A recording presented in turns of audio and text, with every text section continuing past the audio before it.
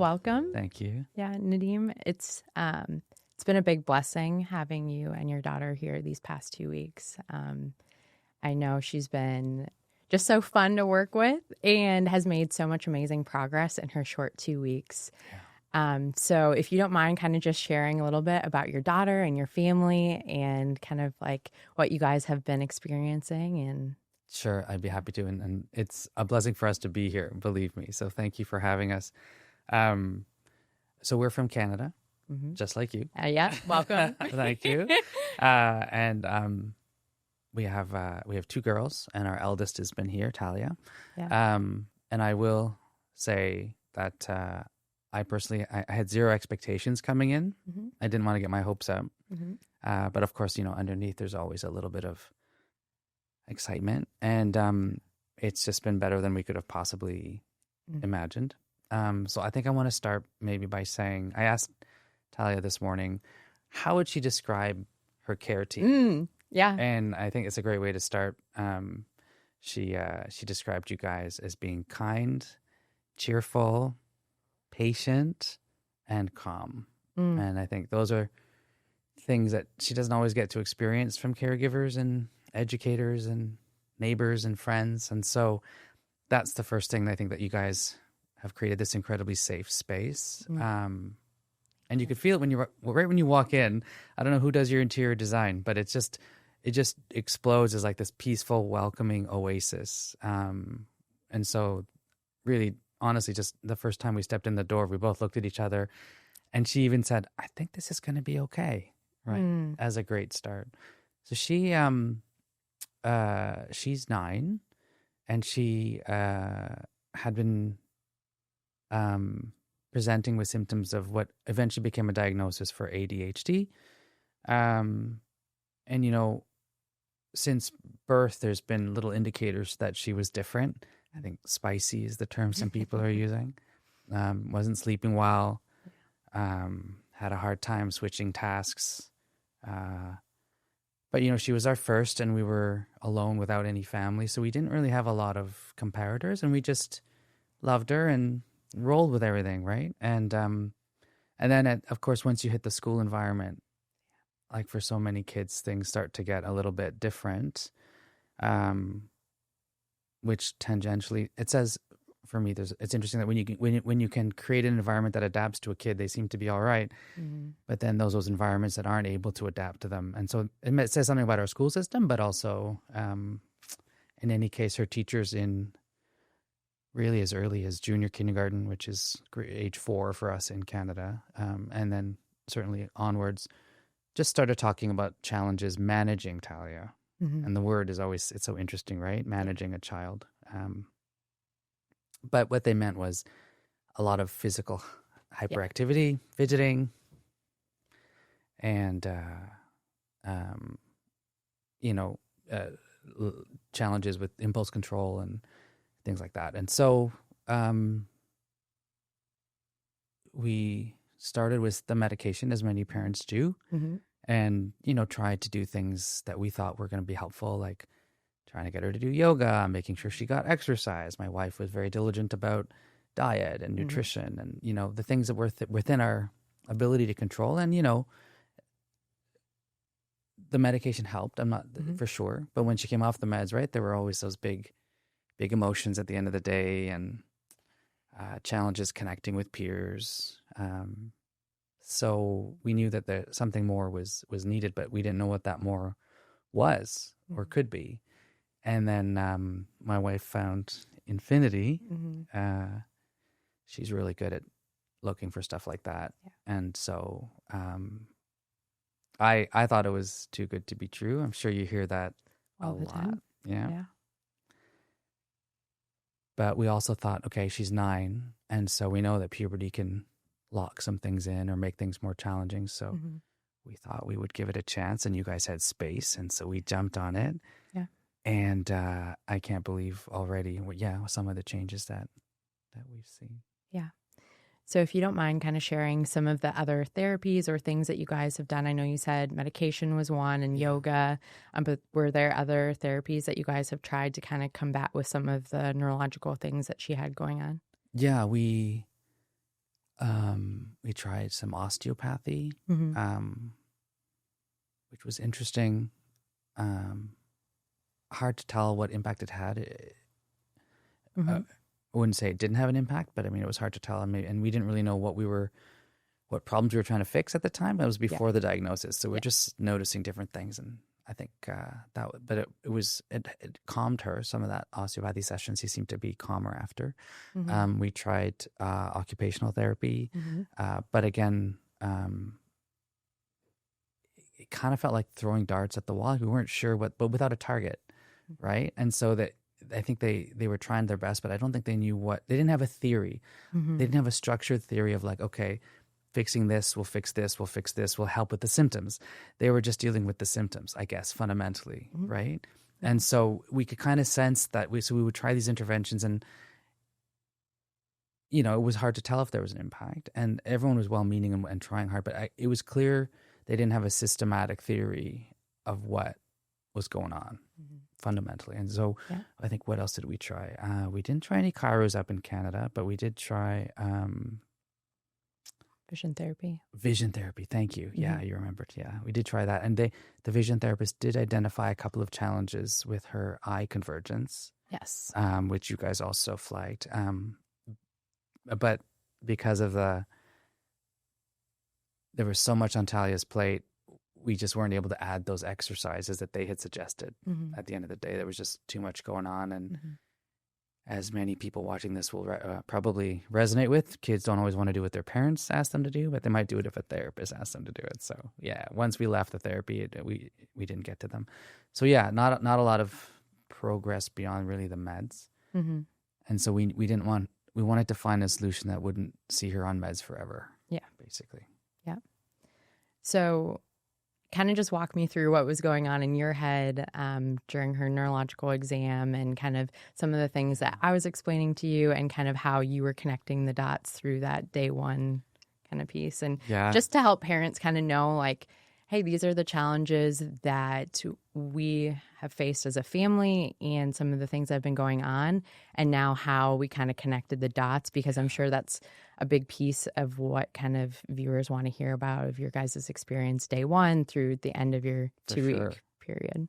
So I think coming in, the most appealing part was that you guys had a theory, right? And rooted in biology, and that played out. And so I had never heard of primitive reflexes before. And I think we'll talk about that probably a bit later, but how we hope that will change when we take your kids in for developmental milestones, that they check for those things.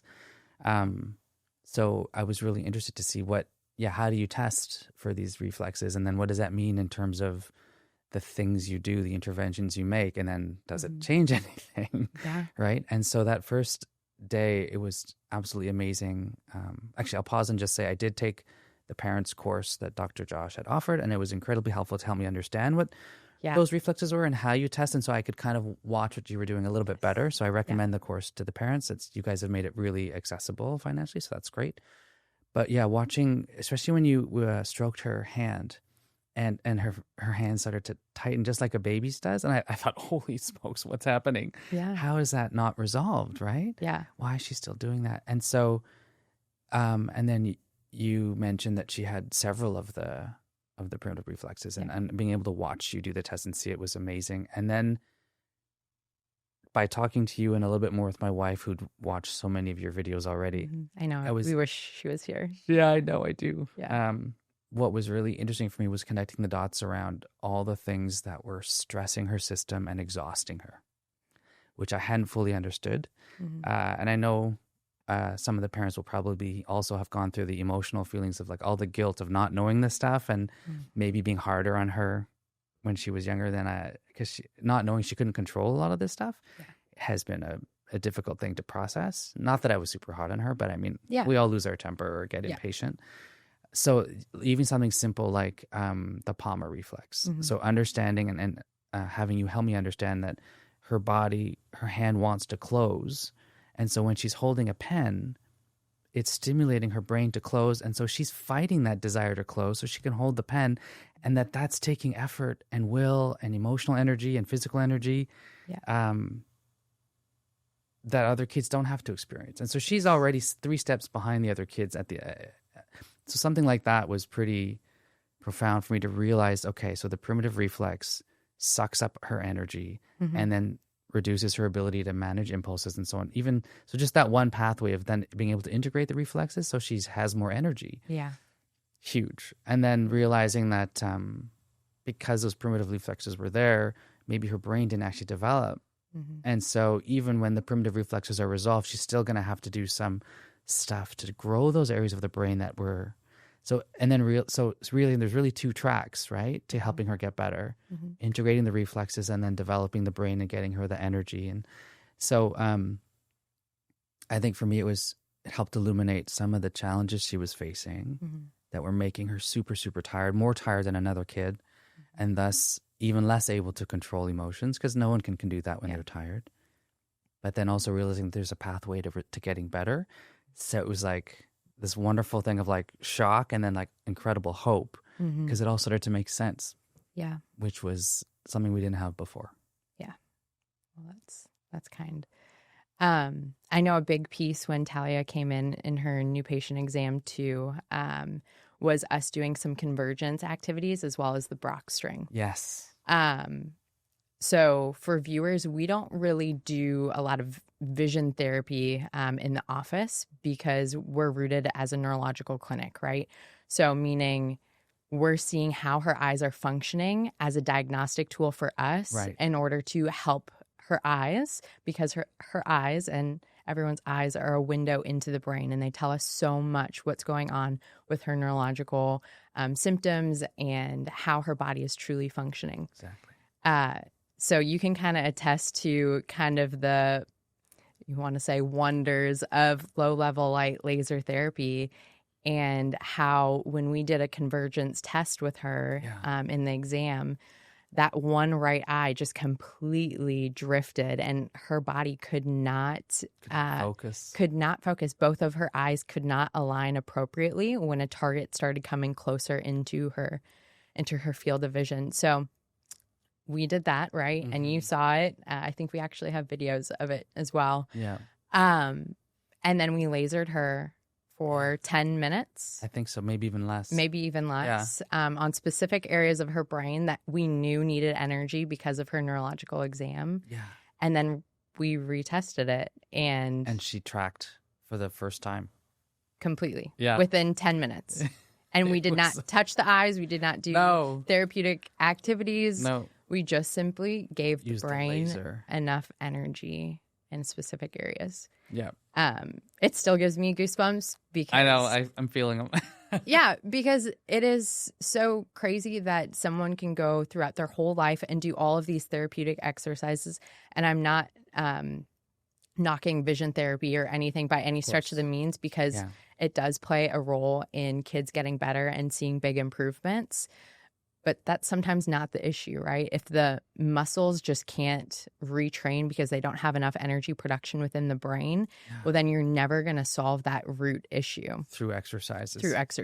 Yeah. It'd be like running a marathon, but you're not giving your body enough fuel to run the marathon. Yeah. Your muscles are fine. You just don't have any food. Yes. Yeah. That was incredible. And you mentioned earlier that we tried other therapies and we had seen that. So for people that aren't sure, it's like when you have a target approaching your eye and you're trying to focus, and most of us can kind of go cross-eyed, but her left eye would stay on the target, but her right eye would roll away. And we saw that a few years ago, and that was absolutely shocking to see because I've never seen that in another person. And then she gave us, activities, and we did them for about a week, right? I should mention. We did them, and then she got tired of them. And we didn't see any changes. Yeah. Because, again, the symptoms versus the core. But then to see her eye roll with you was understandable. We were ready for that.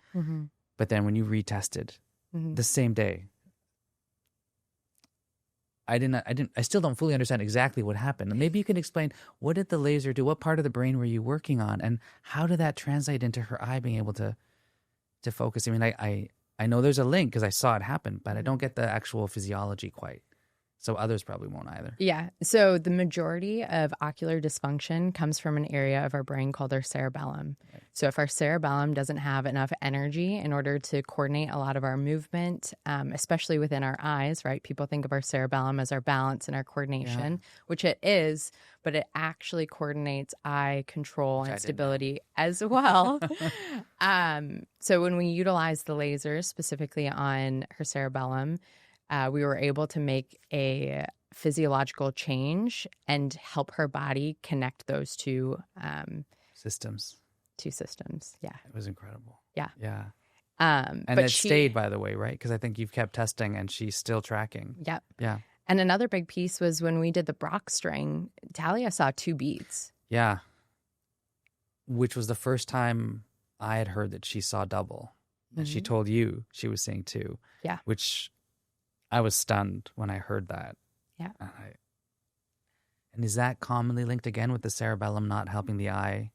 Yeah. So why a child? And there's obviously caveats to, so I cannot speak for all cases. And that's why you need a good, proper exam to kind of figure out why your child may be experiencing these things. But when it comes to the Brock string and your eyes being able to fixate on the bead that's at hand, both of your eyes should be fixated on the same target. So an analogy that I like to use is if a ballerina is on stage and you have 2 spotlights, both of the spotlights need to be focused on the exact same target. That's essentially what our eyes are doing. Right. But if one of the spotlights is moved slightly, then our brain is getting 2 different pictures and essentially seeing 2 beads.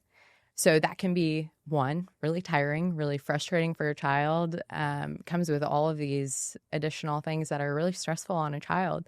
But they don't know that no one's ever truly assessed that or given a tool for them to truly see what's my brain, what are the images that my brain is seeing, and how can we kind of help address that? And I think that's what's really interesting is that you integrated that into your assessment, right?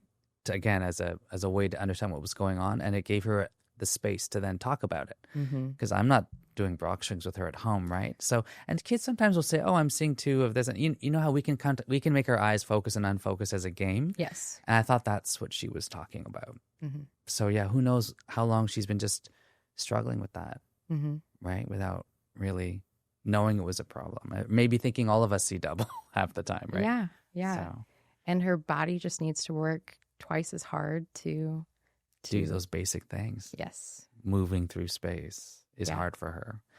So I can't imagine how exhausted she must have been every day. Now, the other thing, speaking of exhaustion, is I'm sure other parents have seen sleep challenges with their children.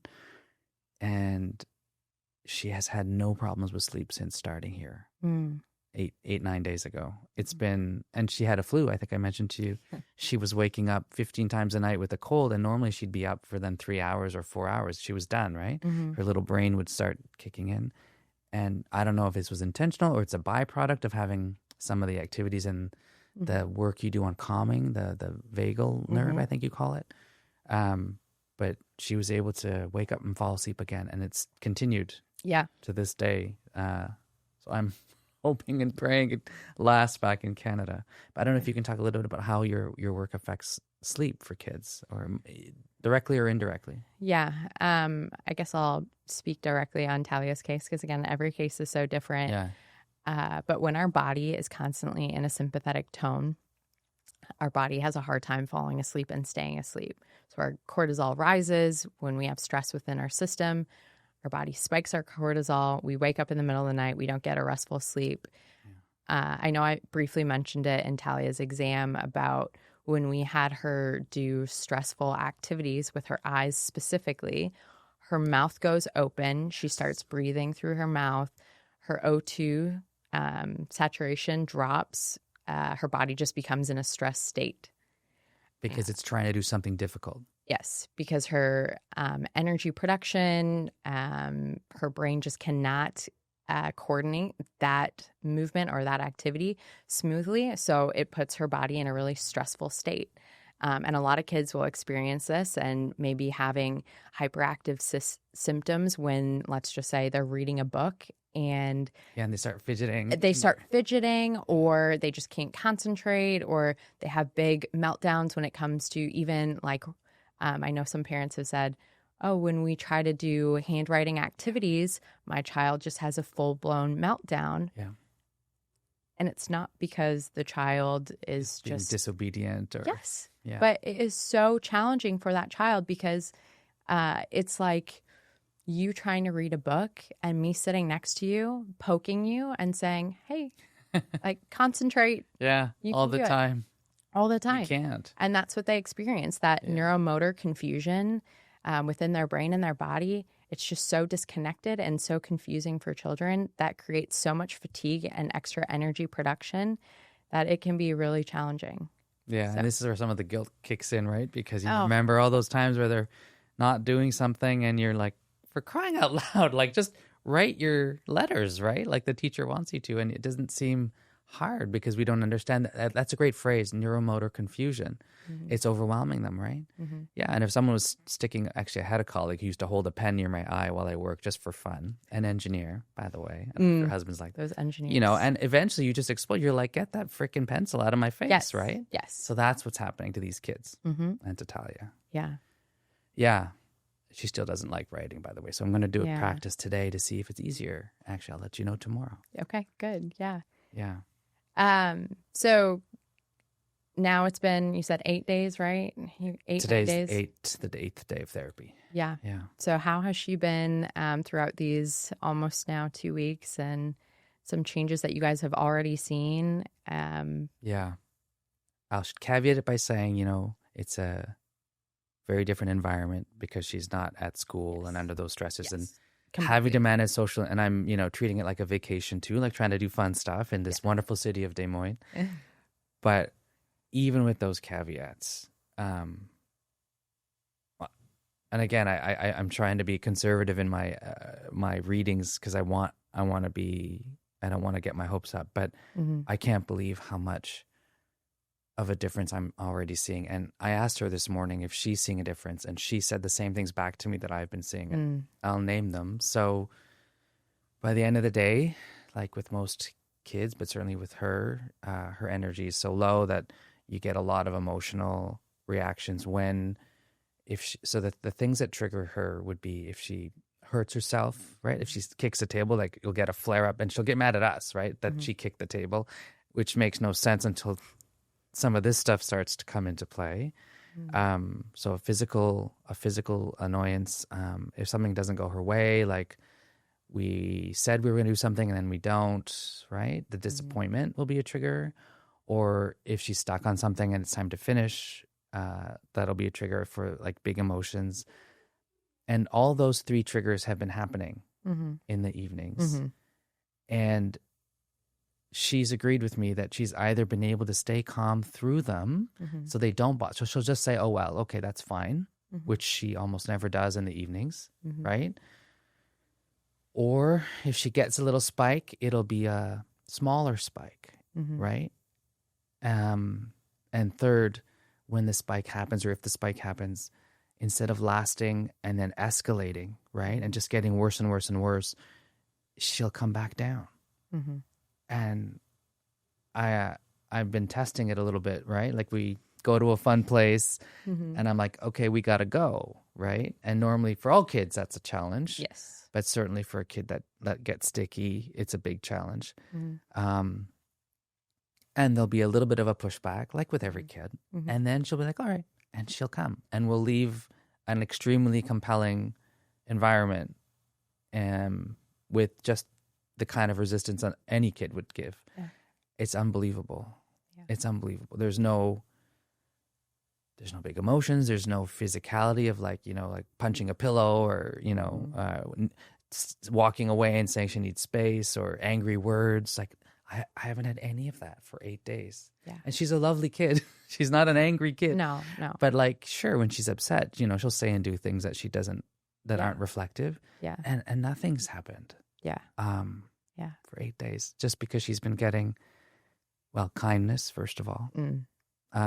but the physical activities have been doing something, and definitely the lasers clearly having an impact. Yeah. And it's all just been coming together. So I'm hoping it's going to keep going. Yeah. And I have my laser homework, and I know you're going to give us a plan. So yeah, I'm looking forward to doing that with her. And she's already committed to following through, even without the wonderful therapist here to push her.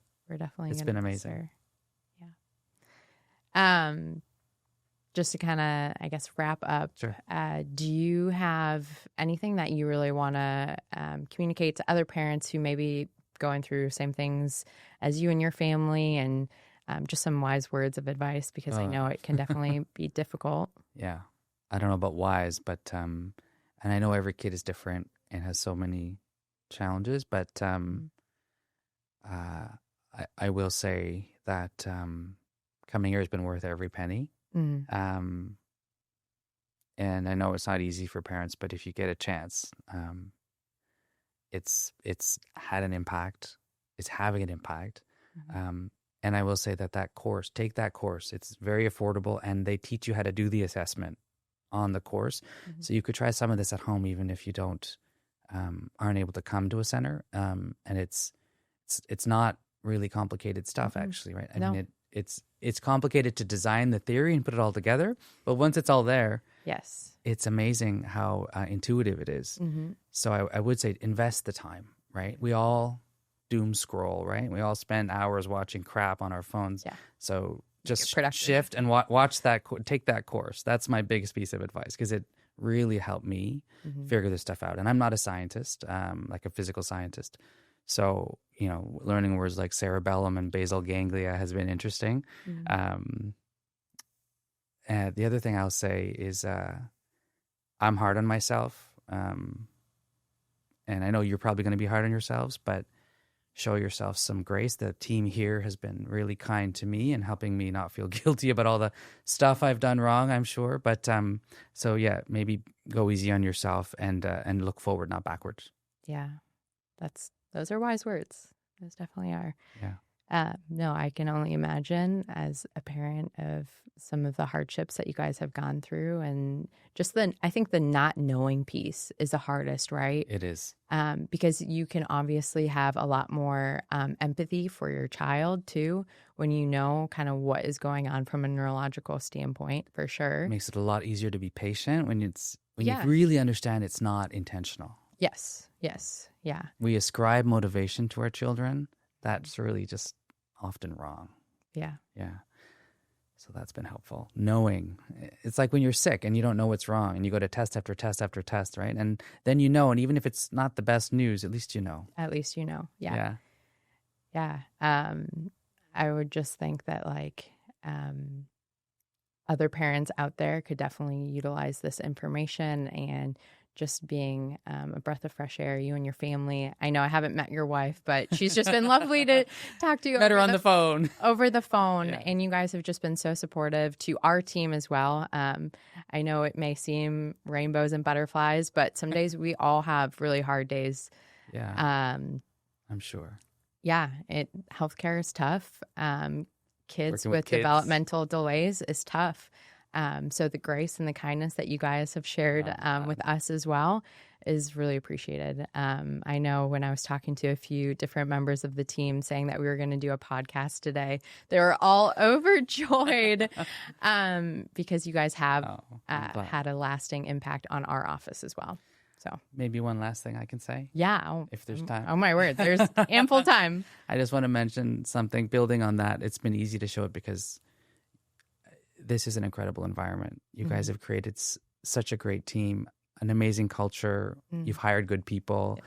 Everyone here so clearly loves what they're doing, even on the hard days. And I want to mention that. So my daughter is very much in her head and thinking all the time, and thus distracted.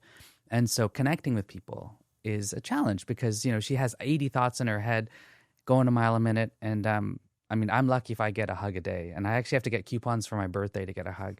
And without any prompting, day one, she was hugging you, and she was hugging Christine, and then she's hugging Alex. She doesn't hug people. Yeah. And that right there to me sums up just the grace, the kindness, but also the impact of your work. You're calming her down enough that she can actually see you as a person and not have 15 things in her head. And so I really am grateful for that. And it does speak to the work you guys are doing to connect to her, to allow her to connect to you, and then hopefully to us. Yes. I'm hoping to get more hugs. Yeah. So thank no you. need to have the coupons. Yeah. Thanks very much. Yeah. Well, again, I can't thank you enough for just coming on here and sharing your story and Talia's story. Pleasure. Yeah. She's been amazing to work with. And I can't wait to see all the progress in the years to come, right? Because that's the biggest piece is we want to build this. We want to build this foundation so that she can focus more. She can connect more with people, right? Those are all foundational years to come that make a huge difference, exponential on the things that are going to happen in her future. So addressing those root causes early just leads to so much more potential in the future. We're lucky we found you guys early enough. But next time we're coming in the summer. Oh, amen. Yeah, I know. We need to at least open a warm office at Infinity. Or we're coming to the Florida office, right? Yeah, for sure. Okay. Thanks, Dr. Well, thank Ashley. you.